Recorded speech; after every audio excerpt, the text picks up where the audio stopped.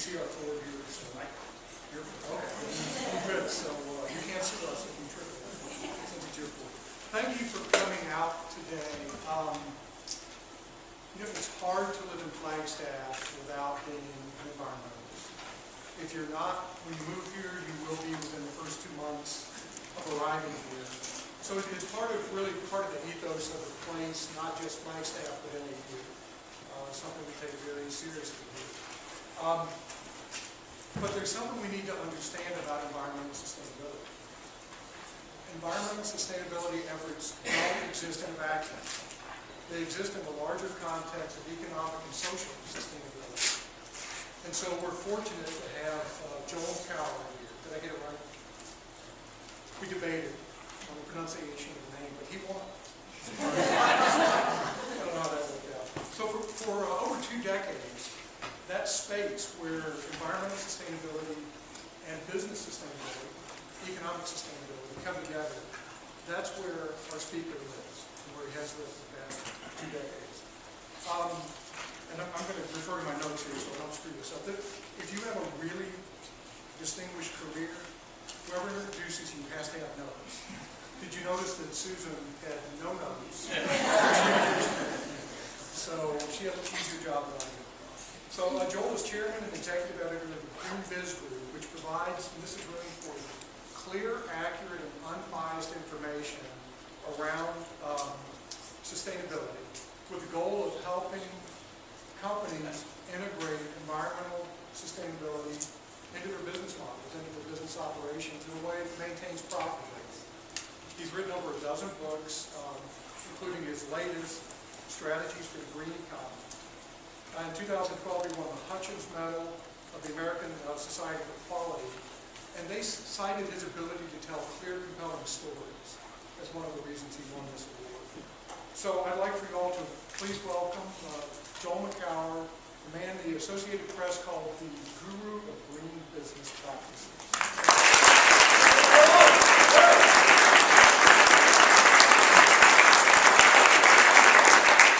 Thank you, Dean. Good afternoon. Thank you all for coming. This is great. I'm always a little intimidated to be on campus. I haven't spent that much time on campus. I had an experience a few years ago where I spoke at a CIO, a conference of chief information officers that Cisco puts on every year, and I ended up sitting at dinner next to the CIO of Taiwan Semiconductor, and we started talking, and it turns out we'd both gone to Berkeley at about the same time. We're both about the same age, so it was, you know, what did you study? What did you say? He said, well, I got my MS in materials science and my PhD in electrical engineering. How about you? I said, I have a BA in journalism. He says, ooh, that's hard. And I said, all right, yeah. He said, no. He said, I just had to memorize formulas. You actually had to tell stories. So I immediately called my mother and explained that. So I'm here to tell a few stories about this world that I just have the great good fortune of inhabiting and have for 25 years now. And I think most people, even people in the world of business and the environment, and by the way, Dean Van Slyke said we're environmental sustainability, and I'm glad he did. That's a very perceptive and important distinction to make, because sustainability is about more than just the environment, and people, and I'm accused of it here, and will actually use it interchangeably with environmental, but it refers to social systems, it refers to economic systems, but I'm going to be talking about environmental sustainability, so when I talk about it, sustainability, it is the environmental piece. But most of the people in this field don't really appreciate all that's going on. So just to give you a sense of that, I want you to imagine the place that you get business news, wherever that is, and you were to see the following headlines, that one of the largest oil companies in the world tried to put out, proposed a standard for natural gas drilling. How do you create LEED as the green building standard? How do you create a standard like that for natural gas drilling? Or that one of the largest fast food companies in the world said that they only want to sell sustainable beef. Or that one of the largest consumer packaged goods companies, the CEO said that we really need a systems approach to sustainability, not just picking off 1 or 2 things at a time. We really need to think about this in a much more systemic way. Or that the largest cosmetics companies in the world said, we will not cause any deforestation in the world by the end of this decade. Or that one of the largest, another consumer packaged goods company said, we're going to eliminate phosphates from laundry detergents because they cause pollution in water supply in a lot of different ways. Or that a major fashion company said that they were going to totally eliminate toxic chemicals from their supply chain. Right, so if you were to see those headlines, you'd say, okay, maybe this isn't a marketing thing, or maybe something significant is going on there in the world. So all of these things happened last month. And all of these things happen every month. I have a slide like this going back every month for 5, 6, 7, 8 years, even back to the depths of the recession, when the banks were failing, the auto companies were failing. We did not know what bottom looked like in the economy. We didn't know where we were going, and yet I could give you 6 to 10 significant business initiatives that happened in the month of January 2009. We were also going through regime change here at home. Right? This has been part of the fabric for a long, long time. And it's a very exciting moment. That's what I want to talk about, what's going on out there, a little bit why, and some of the things that are kind of interesting. I've watched us go through 3 areas of this. The first was simply, let's stop the bad stuff. Even if it's legal, let's stop the spewing smokestacks and drain pipes, even if it's within the law to do that. And then companies got to the point where, well, how do we do the right thing? How do we do well by doing good? Which is really about how do you make some improvements that give you an environmental benefit while also improving the bottom line. But then we've gotten to an era which is not simply about how do you improve the bottom line, but how do you grow the top line? How does being environmentally responsible create value and become a platform for new businesses, new products, new services, whole new business models?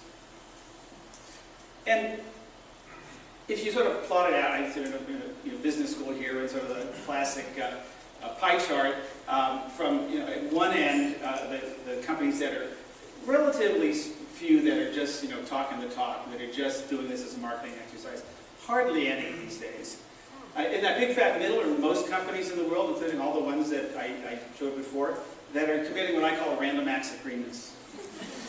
Right? They're doing some product things, or some services, things that are improving their facilities or their buildings, maybe some employee engagement kinds of things, or some community involvement sort of things. But there's still sort of random, disconnected dots.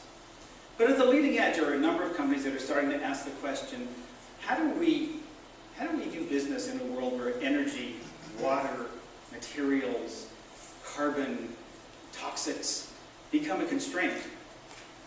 And what are the business opportunities that fall out of that? And those are really interesting conversations. But I think one of the things that's important is we talk about, people or companies that say we're concerned about the environment. And this is, just sort of fundamental grounding to this whole topic. We're all concerned about the environment. If you were to go out on the streets outside the university or anywhere in this state and ask people, say, are you concerned about the environment? You get a very high, not many people say no. People are genuinely concerned about the environment. But this is the interesting part from a business perspective of trying to be seen or be engaged or be involved in this conversation, is that we're not all talking about the same thing. So for one group of people, they say, I'm concerned about the environment. They're talking about climate change and biodiversity and species and whatever that was. It sounded horrible to me. And other kinds of things that are facing the planet that we need to be dealing with. Talk to another group of people, and they're talking about the local air quality and water quality and the availability maybe of fresh food or organic produce or whatever the local things are in the community. You talk to a third group and say, I'm concerned about the environment, and what they're really talking about is the ability to hunt, fish, swim, hike, and canoe. And for another group of people living in inner cities and indigenous communities, they're talking about crime, litter, noise, graffiti, and traffic. So when you talk about the environment, where you stand depends a lot on where you sit. And so I think we go out and talk about green businesses or green companies or environmental concerns. We have to understand that we're not all talking about the same thing. And that's a big challenge in all this. And I'll get to some of the challenges companies face along this. So I'm going to talk about 3 things here. First of all, what's going on out there? talk a little bit about that now. Why? What's driving this? And who cares? What's, you know, who's really looking at this, and what are companies doing to talk about this? First of all, I could spend an hour just sort of going through the list of things that companies are doing, but I'm going to really hit on it kind of quickly because we're going to get back to some of that, and we can talk about some of that nitty-gritty things. But just to during Q&A later, but just to sort of give you the general contours of that, companies are looking at their buildings, what they're made of, and how green buildings, looking at how they run those buildings, the lighting and the water, and the materials that come into the building facilities. They're certainly looking at the products they make and the packaging around those products. They're looking at the different processes they use and how much of them have toxic materials or what's in those processes. They're looking at what they buy and how they ship things and their suppliers. And it goes on. They're looking at, obviously, things like waste and energy and water and toxic materials. Sometimes they're looking at the different activities that take place in those operations. So, for example, the kind of food they serve. Or, for many companies, information technologies, data centers, and computers are by far the biggest part of their environmental footprint. It has to do with the energy that's being used. Or traveling. My company has 17 employees in this great office building right on top of a subway stop in downtown Oakland, California. We have these huge windows, so we rarely turn on and off the lights. That I don't know how much paper we use, but I don't see very much of it around. And most people, you know, bike or take the subway to work. But the minute I got to get on a plane and come to Phoenix and to Flagstaff, you know, all that's out the window because the environmental impact of that. And a lot of companies, the travel is the biggest piece of what they do, meetings and events and more. And then the other part is that you know, companies are engaged with how they're engaged with the community and their own employees and their own customers, and how they talk about this both internally and externally. And so there's a lot of different things going on inside companies. There's a lot of different pieces. And you look at this and say, wow, that's a lot of things. But most companies are only doing some subset of these things. They're doing, like I said, these random acts of greenness. They're taking on a few of these issues, hopefully the issues that map most closely to where their biggest impacts are. So there's this tremendous amount going on, as I sort of demonstrated in the opening. We publish 1,200 to 1,300 stories a year on greenbiz.com, and we don't even begin to scratch the surface of how many different things there are going on out there. But it's a pretty broad spectrum of activities inside companies, and it's not just the environmental person. This is now dissipated and spread out through the organization. So what's behind this? Why is this happening? So I have an old answer and a new answer. And the old answer is something that you probably see if you spend any time studying this, which is sort of this litany of things that companies, you know, reasons companies do this. They do this to increase revenue and decrease costs, and to create new products and services, or improve quality, or attract and retain the next generation of you guys, of talent coming in to the workforce, or to be a preferred supplier, and then of course their reputation and brand value, which I always put last because so many people I meet out there think that that's first. The main reason companies do this stuff is to green up their reputation. And as I'll talk about in a few minutes, that's actually the opposite. The companies are walking way more than they're talking about this stuff.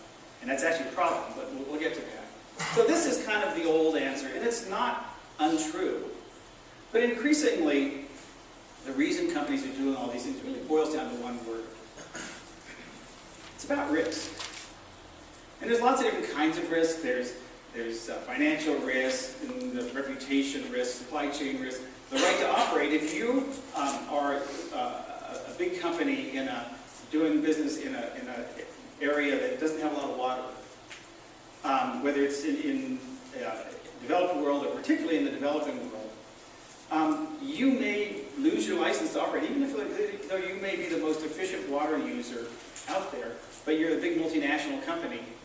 But you're competing with the locals who like to bathe and cook and swim and things and farm. And so you may lose the right to operate. We've seen Coke and Pepsi plants and others literally get thrown out of town because the locals said, no, you're using up the water. So this is a risk. Companies have to think about how you do this thing and what the risks are and what it means to have sustainable supply chain, what it means to be a responsible member of the community. Just for example, here's a bunch of companies, a bunch of logos, and you may not recognize some of these because these are companies from probably 4 or 5 different continents and from a whole range of sectors, from automobiles to consumer products to chemicals to life's essentials like steel and beer. But you know, what do they all have in common? What does this group have in common? Well, probably not what you're thinking. These companies all had to restate their earnings down. These are all publicly traded companies that had to report that their earnings were less than had been expected, and it was due to the variable price of key commodities. This is not simply all about environmental issues, but a lot of this is. There were crop prices and droughts and storms and floods are moving prices much more dramatically than ever before. That all of a sudden, the ability to just be profitable is in jeopardy.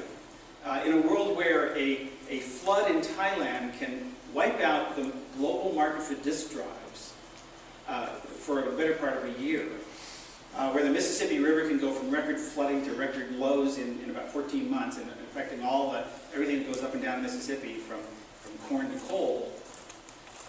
You know, this is all of a sudden being sustainable takes on a whole new meaning.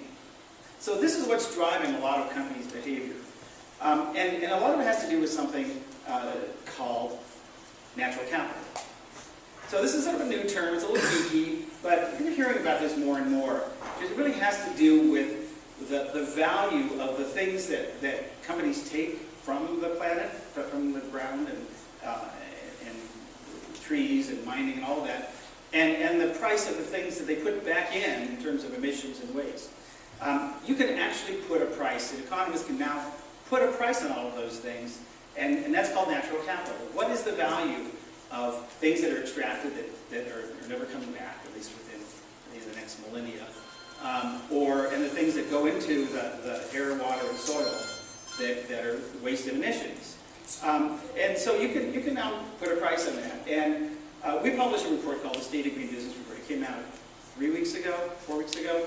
And it's a free download from greenbiz.com. There's actually a cool iPad edition that's got all sorts of things embedded and videos and things that you can, again, just go to greenbiz.com and grab it. And one of the things we do, it's our annual assessment. We started doing this about 7 years ago because, as I said, we publish hundreds and hundreds of stories a year looking at what businesses are doing. And we decided to step back for a minute and say, you know what, is this making a difference? For all this great stuff that we get to report on, is it moving the needle? The answer is not so much. So we take a look at a number of different things, and we take a look at some trends, and we take a look at different indices, and all, you can look at the report itself. But what we realized and what we learned though this past year is that for years companies were making progress. They were doing better and better year over year. But all of a sudden that progress is starting to plateau. It's starting to slow down or even go the wrong way. So we're not making, we sort of pick the low-hanging fruit, as they like to say, but we're not doing as well as we used to do. And also a lot of the things that companies used to do in terms of the way they used to, the number of companies that are reporting on things and disclosing their risks and a lot of those things that are becoming part of how do you be a sustainable business, those are starting to plateau. So we're just not moving the needle. And in a world where you're not moving the needle at the rate of change that things are happening in the environment, even staying the same is going backwards. That if we're not reducing the amount of carbon into the atmosphere, for example, we're just simply not making the progress we need to make that most scientists say we need to achieve in the next 20, 30, 40 years, certainly within all of your lifetime. So this is just one example. This is a little bit geeky here, but as I said, if you take put a price tag on all of the different impacts that companies make, and you add up all those companies, in this case, this is the blue bar, or the S&P 500, the U.S. companies, and the other is about 1,600 global companies from 24 developed countries, and you add up all of their environmental impacts, and you say, what if they had to pay for those? They don't, of course. They don't have to necessarily pay for putting a ton of carbon into the atmosphere. But what if companies actually had to pay for those at some rate that some economists have said this would be the price? And you look at that as a percentage of profits. You can see that in most years, if the companies had to pay the full cost of their impacts, they would totally wipe out their profits. And back in 2008, when they had very few profits, it was 2.5 times their profits. And so this is more than just an academic exercise.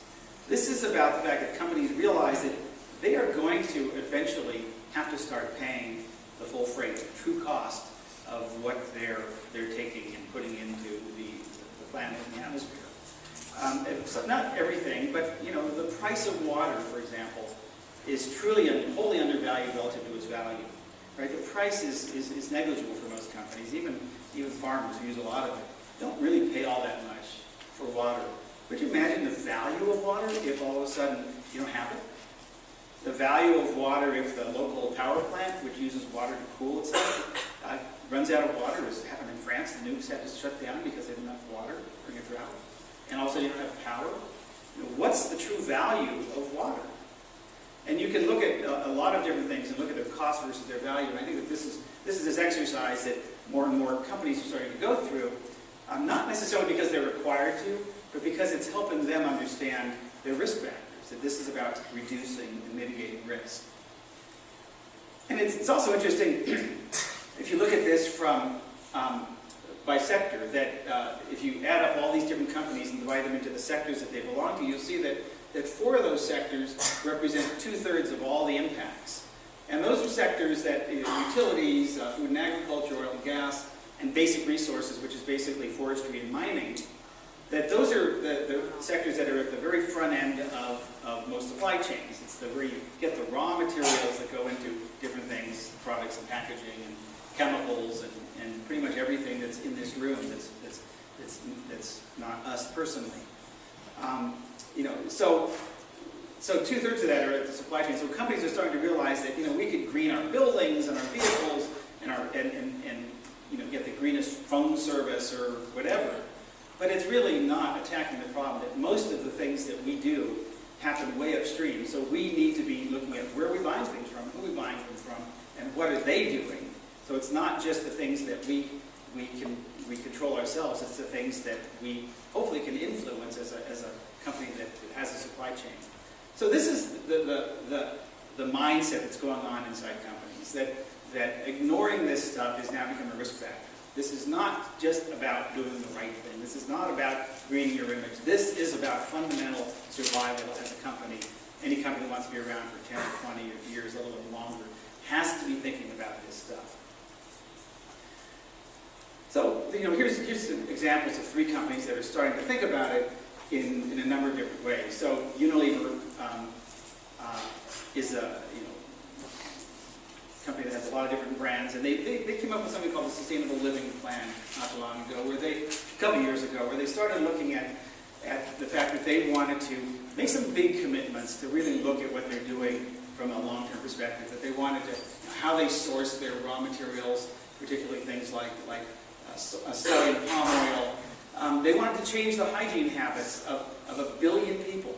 They actually, one of the things that it's not in here is that they have plans to grow their market by 1 billion people over the next few years. Right? 1 billion people. Those are not people who are going to come from Flagstaff or Arizona or the U.S. Those are people who are going to come from whole other parts of the world that are just now becoming consumers. And those are poor parts of the world where these people don't have sanitation. Children are dying. They don't have, they're not able, and by the way, these companies sell things like diapers and baby shampoo. They want to be able to sell into that market. So they see an opportunity to help these kids, these babies live, help these families prosper. And that's a business opportunity for them, and along the way, grow a whole generation of consumers. Making drinking water safer, improving the standard of living for farmers. I mean, this is a really, this is not your basic, greening up kind of exercise. This is stuff going on behind the scenes that companies are doing. Dow, the chemical company, set up a project. We're doing an event in Scottsdale starting tomorrow. They're going to be on stage talking about this with their partners, the Nature Conservancy. they set up a 5-year, $10 million plan to understand the value of ecosystem services. This is the things that nature does that we don't pay for. Filtering the water, cleaning the air, pollinating plants, keeping soil from eroding, things like that, the whole hydraulic cycle. But to start to put some value on it, because they understand that they can factor that into their planning. So they figured out in Texas that they needed a waste treatment plant, and they could build one for $20 million, some big, pour some big concrete and some kind of waste treatment plant to treat the waters that they, first of all, had enough water to do what they needed to do. Or they could repair the wetlands upstream and make sure that nature was doing its own work to clean a lot of the pollutants for a tenth of that, for a couple $1 million. And by understanding the valuations of these things, they're actually able to make better business decisions. And FedEx is trying to transform and building markets for energy-efficient engines and vehicles and fleets and alternative fuel kinds of things, and so they're working with the manufacturers and trying to figure out within the whole supply chain, the whole value chain of how do you do this? How do you create a market for something that doesn't yet exist? Because traditionally, the OEMs, the equipment manufacturers, the trucking companies say, well, there's no market. And the buyers of these, like FedEx, say, well, we'd buy them if there was a market, but there has to be a starting place. So FedEx is digging into this, saying, we want to create that market, and so they're going to work with all the different partners and bring them together to make that. So just those 3 examples, this is not green marketing, and if you think about these 3 companies, back to that slide I showed you earlier, this is all part of understanding and mitigating risk. So, why bother? Who cares? This is, I think, an interesting part of this. Is that this is not about climate change. This is about the metaphor, right? So, this is about, a little bit above the water what companies are saying they're doing, but below the water is what they're actually doing. So companies are doing so much more than they're talking about. And I think that's a really interesting dynamic in all of this, and a problem that we all have to deal with. Most companies, everyone's looking to tell their green story. They all want to have something that they can shout from the rooftops, or at least some image, their perception that they are sort of on the case and doing the right thing. But the problem is that these are really hard stories to tell. And there's 3 reasons for it. First of all, most of this stuff is about doing less bad, right? I can tell you that this clipper has 52% fewer chemicals than it did 2 years ago. But that means we still have 48% of the problem here. That's not a very inspiring story. And that's what most of these things that companies are doing. It's about doing less bad. That's a hard story to tell. But also the fact that most of what companies are doing isn't part of the value proposition of what they sell. So General Motors has about 145 assembly plants around the world, and about 105 of them have achieved 0 waste, nothing going to landfills, right? And company-wide, they're at about 93, 94% waste diversion rate. They're doing this because they're saving tens of millions of dollars along the way in reducing waste. But you're not going to put this on a Chevy sticker. In fact, you're not going to walk into a Chevy showroom and see that this car was made in a zero-waste factory. It has nothing to do with selling Chevys. In fact, if they were to start talking about it, they probably would end up in more problem than they started with. How dare you talk about zero-waste landfills when you're making internal combustion engines? Right? So, this story goes on all the time. Here's a great example of that. So a number of years ago, I learned that a large global apparel company that I can't mention had, at the time, was the largest cotton buyer in the world. And they started sourcing 2% of the cotton buy organically. The plan was not to make a line of organic jeans. This was just, they were simply going to blend it into their conventional cotton buy, the way that you make some recycled paper pulp and put in with virgin pulp to make a 20% recycled paper. I thought this was pretty interesting. The world's largest cotton buyer was starting to integrate organic cotton into their supply chain. And I called them, I said, I'd like to write about it. And he said, well, we don't want to talk about it. And I persevered, and I knew people at Levi's, and I finally got them to talk with me about it. And one of the questions was, well, why did you want to talk about it? He said, well, look at it from our perspective. When we go out trying to tell the story, we have to explain that cotton is one of the hardest crops to grow, and the incredible water, fertilizer, pesticide intensity in growing cotton, and the impacts that has on groundwater runoff and worker health and safety and the birds and the trees. When we tell that story, we risk people saying, so you mean 98% of what you're making is bad for people and the planet? Why only 2%? Why not 5%? We're going to do campus boycotts at NAU until you commit to 10% organic cotton. Right? You can kind of hear that conversation taking place in the marketplace. And the conversation that was taking place at Levi's at the time is one that happens every day at companies. And the problem statement is basically this, that when you talk about what you're doing right, you often illuminate problems that the public didn't know you had. Right? Cotton? Who knew? So how do you talk about this stuff? How do companies talk about this to their various audiences? I think you'd probably want to know that. Who are the good companies in buying things that you buy? So I'm not going to answer that right now. We'll get to that. But so talk a little bit about some of the problems, some of the challenges of where this is going. We'll talk about some of the things that I'm excited about. There's 3 big buckets of things that I think are going on, that I see going on out there that I'm jazzed about. And I think all of them have huge implications for you guys as you move into your careers, or if you're in your careers now, as you move along them, because this is going to be transforming how the world works. It's not quite, that old line in the graduate plastics in terms of something you should know that is the one thing that's going to change your life, but these are fundamental shifts taking place in our world, in our economy, and some exciting things that I want to talk about. So, first one is a big challenge that we face, which is this nexus of food, energy, and water. And the problem is simply this, that in about 15 years, we in the world are going to need about 50% more food, 40% more energy, and 30% more water. And that's a challenge, particularly when you think about how much of each is embedded in the other. So it takes water to make food, it takes energy to make food, it takes energy to make water, and water to make energy. There isn't, I live in California. In California, about 15 to 20% of all the energy used in the state is used to move, treat, filter water. It's a big state, it's got a lot of water being moved around. I think most states it's 10 or 15%.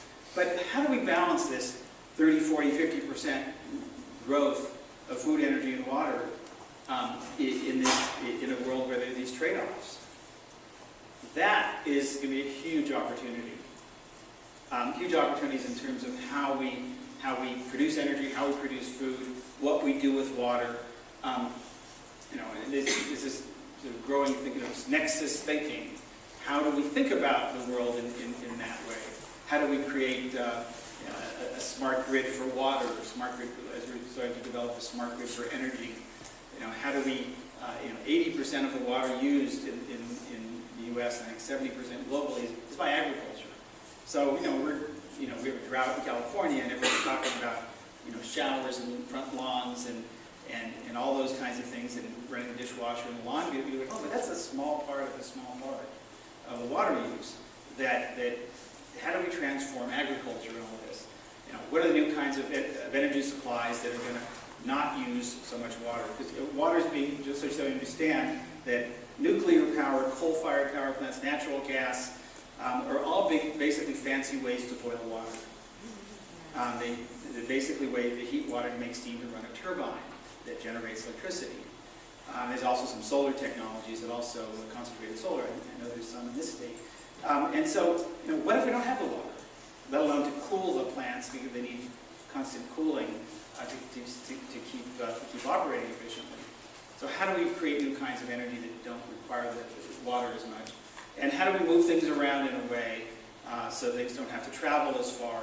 Each of these things is an incredible problem to solve. And each of these things is a huge, huge business opportunity, both for big companies that are trying to figure out how do they deploy their buying cloud to transform things. But for startup companies, all over the world. In Israel, the drip irrigation and efficient technology is becoming this huge, huge market for this huge, center of excellence for water technologies. And we're seeing Silicon Valley kinds of things all over the world on so many of these clean and efficient technologies. So that's a huge opportunity. The second has to do with something that we're doing, that events that we're holding that we created. And I've been spending, as Demon's like I said before, that we're at a foot in a couple different worlds. I didn't really talk about this, but I've started two companies. One is GreenBiz, which is about sustainable business and the world of companies integrating environmental sustainability into their operations and doing it in a way that is trying to create value as well as reduce their impacts. And the other is a company called Clean Edge, which is in the area of clean technologies, clean energy, water, materials, transportation technologies. And for a long time, those two worlds were kind of separate. You go to conferences, and for a while, I was the only person who could go to both kinds of conferences. Now, there's a lot more back and forth. But they didn't really come together. Well, the last few years, they've come together. And that intersection there is this huge, huge world of innovation. And we're excited about the convergence of technologies, energy technologies, information and communications technologies, building technologies, and transportation technologies. And what happens when all these technologies start to come together? And we've been doing, and within each of these technologies, there's lots and lots of sub-technology. There's really dozens, if not hundreds, within each of these. So there are these very rich areas of opportunity. We've been doing a series of events around the world in South America and Europe and here in North America called Verge, which is about where technology meets sustainability, specifically how technology accelerates sustainability solutions. We think this is a huge area of opportunity, not just to make money, but also to dramatically to move the needle in ways that it hasn't been moved before, to make the kinds of changes that so far haven't really been made at the scale and scope and speed that they're needed, that as we looked in our State of Green Business report, that we're just not getting there. So what this is really is pretty much all the buzzwords that sort of come together, but this is about all the tech trends that are out there, about big data and the cloud, and something called machine-to-machine communications, and the smart grid, and it's about some of the outcomes of that, like connected vehicles and smart buildings and the Internet of Things and resilient cities. But what's interesting is what happens when they all come together, and when you start to look at them as a larger system. I mean, this is very much the future of cities. It's the future of business. And again, in this space, and I'm giving you the highest of high-level overviews of this now. We can talk more about it later or during reception. But there's this incredible amount of activity going on in these four multi-trillion-dollar sectors of energy, water, buildings, and transportation. And so we're going to be seeing lots and lots more. This is just one example. This is the Microsoft campus up in Redmond, Washington. And they did an experiment there that sort of where some of these technologies start to come together. So they have about 145 structures, and they use a lot of energy, and they spend a lot on that energy. They've got about 30,000 pieces of mechanical equipment, which are vents and fans and fire alarm systems and lights and exit signs and ventilation and a whole bunch of things. And those things tended to get spot checked, about 20% of them a year. So it took a full 5 years to take a look at the whole thing, the whole campus. And they did a pilot where they took just a small number of those buildings, and they wired it with just lots of different connection points that were starting to generate 500 million records a day of data. It's just all this data coming in to look at this. And they found that they could significantly reduce their energy costs with a pretty small investment using existing personnel and technology. But that's just sort of the beginning, because what happened next is kind of interesting. First of all, this isn't just about energy. That they realized that there are a number of benefits that could come out of having everything connected. They could control their lighting and the energy and the heating, ventilation, air conditioning systems. They could connect the fire safety systems and security, access elevators, all the different kinds of things that happen in a building or more so on a campus like they have.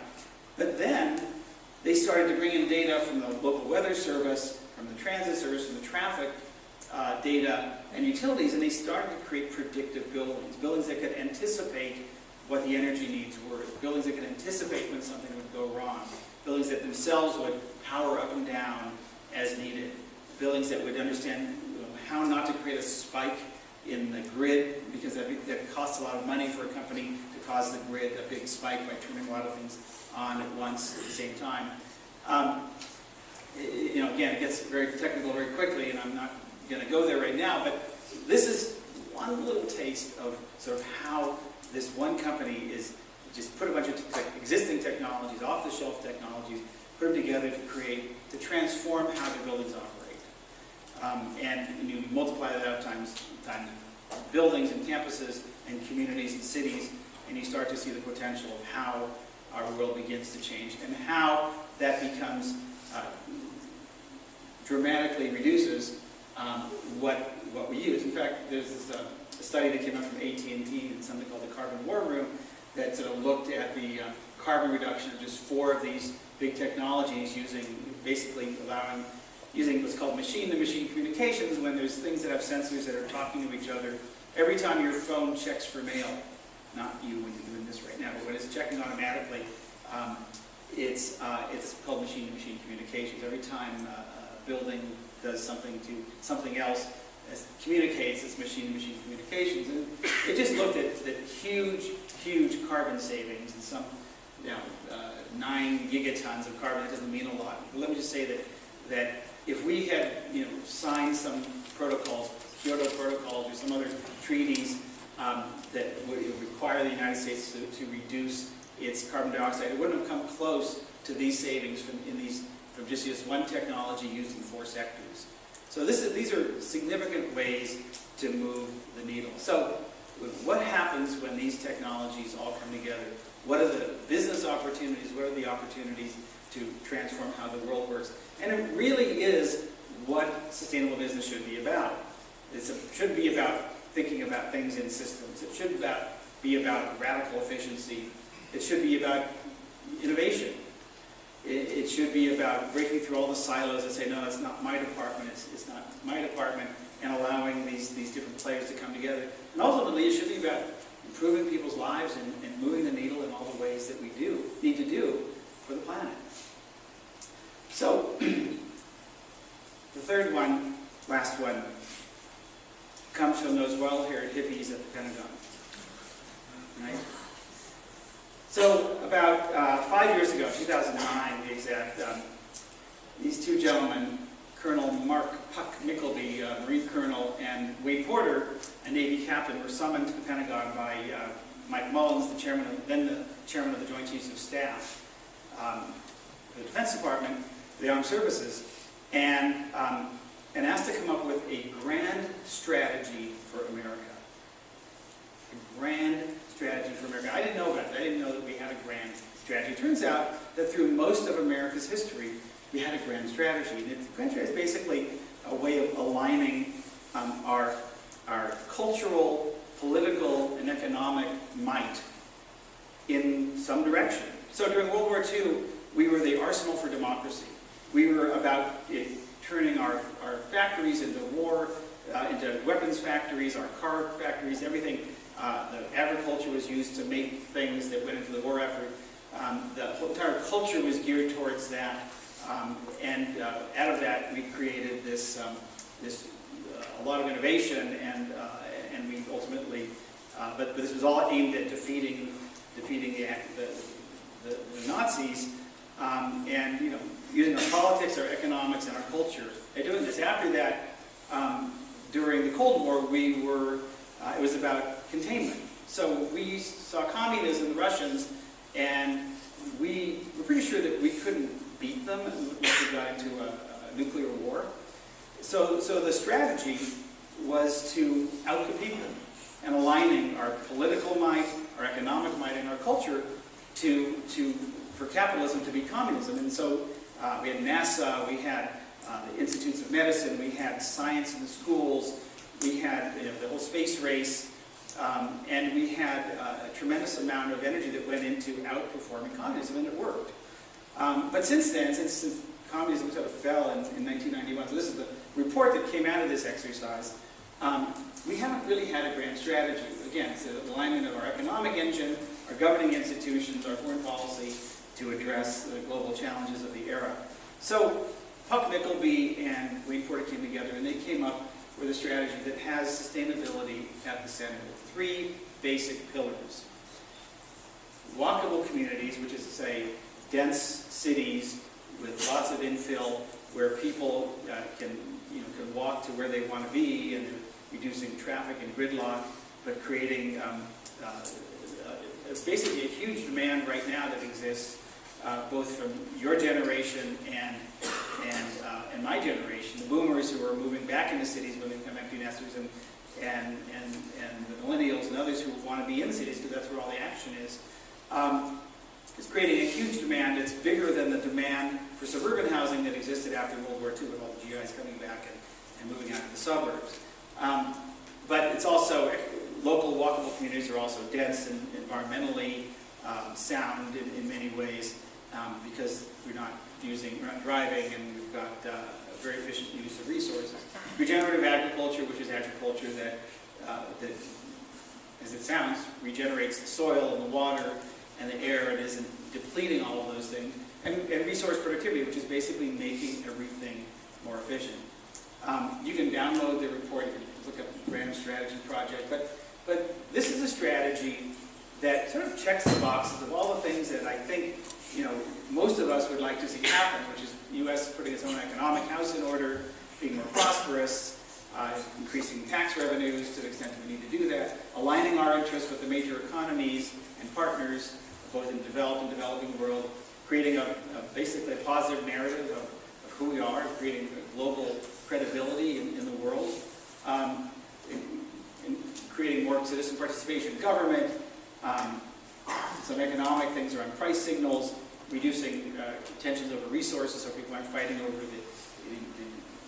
the decreasing amounts of water and minerals and other things that are out there, reducing ecological depletion, and just being more stable. So this goes to energy security, water security, food security, housing security, and ultimately national security, economic security. This is from 2 military people in the Pentagon creating this. If you hadn't known that, you probably would have said it came out of Berkeley, right?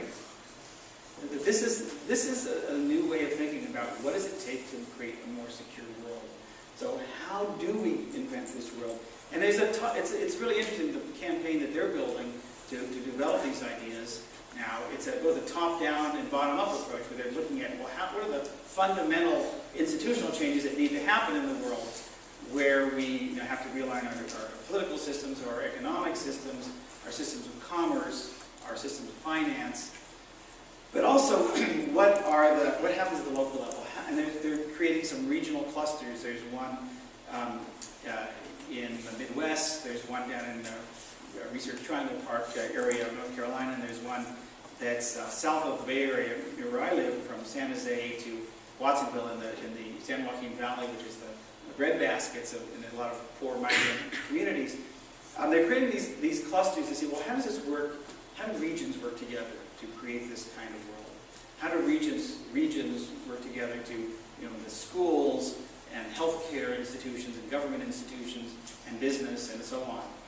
This is a fascinating, to me, it's one of the most exciting things going on out there. And here's why I find it so exciting. One of the challenges that we face in this world around sustainability, and I'm talking not just environmental sustainability, but social equity and all of the things that are on part of that sustainability plate, is that we don't have a story, we don't have any leaders out there, business leaders, political leaders, cultural leaders, telling a story of what happens if we get things right. Think about it. We have a lot of stories of what happens if we get things wrong, right? Thank you, Al Gore. Thank you, Bill McKibben. Thank you, Bill McKibben, for bringing these issues to the fore. But we don't have a story of what success looks like. We don't have a real sense of what does it mean to live in a sustainable community, in a sustainable country. What does it mean to have that? except for in some pretty narrowly defined, kind of stereotypical, not very appealing sort of ways, kind of crunchy, kind of, you know, use your own descriptors. But we don't have that vision of from the perspective of energy, water, food security, health care, economic development, job creation, great careers for all of you, and all of that. So that's what's so exciting to me about this grand strategy project and what Puck is doing. And it's really, I think, wherever it goes, whether it succeeds or it just gets only so far, the conversation that it's going to start over the next few years is really going to be an interesting conversation. It's going to give us a chance to think more about what it means to have a sustainable world. So when you put it all together, when you think about this fact that these companies are now starting to really address this systematically, and the risk is what's driving this, and they're doing a lot more than they're actually talking about, but there are these huge opportunities out there that are brought about by some of the forces of the world and the growing population and the declining resources and the advancement of technologies and some new ways of thinking about how the world needs to work and how it could work and what's possible. It's a really exciting time to be thinking about business and sustainability. And I'll leave you with 4 words. My favorite questions in this space all begin with the same 4 words. What would it take?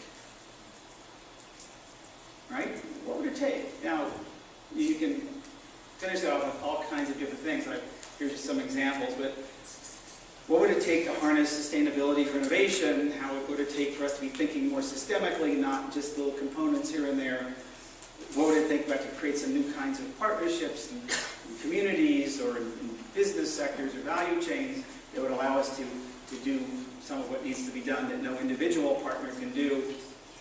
What would it take to achieve the kinds of radical efficiencies that we need to really move the needle on environmental issues and to do so profitably, and to align this with the goals that our customers have and communities have and our employees have and all of you have, and for all of this to create sustainability, value in sustainable business.